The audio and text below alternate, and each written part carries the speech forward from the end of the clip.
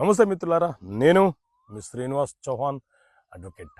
మిత్రులారా, check bounce కేసులో case వెయ్యడం ఆలస్యమైతే ఫైల్ చేసుకోవడానికి అవకాశం ఉంటుందా?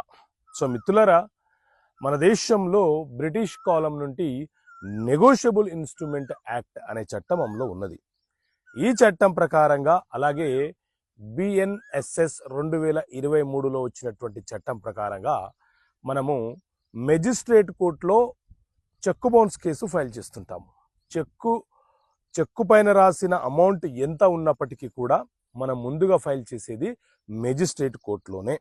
అయితే బ్యాంకు నుంచి మనం రిటర్న్ మెమో తీసుకున్న తర్వాత ఆ చెక్కు ఎందుకు చెల్లుబాటు కావటం లేదో కారణం తెలుసుకున్న తర్వాత అడ్వకేట్ ద్వారా మనము లీగల్గా ఒక నోటీసుని అక్యూజ్డ్కి 30 రోజుల లోపు పంపిస్తాం.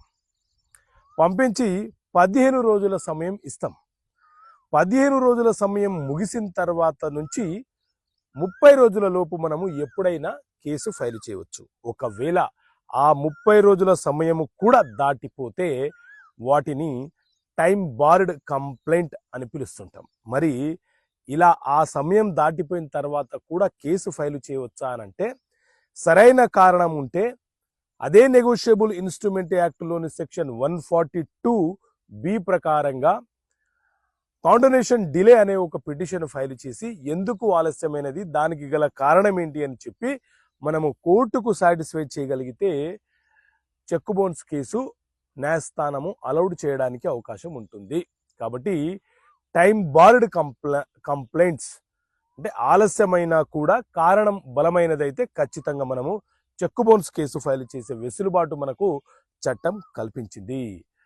ఆలస్యమైన మనము ఎన్ఐ యాక్ట్లోని 142B ప్రకారంగానే ఫైల్ చేయాలి, కానీ లిమిటేషన్ యాక్ట్ ప్రకారంగా ఈ కేసు కాండోనేషన్ డిలే వేయడానికి అవకాశం ఉండదు.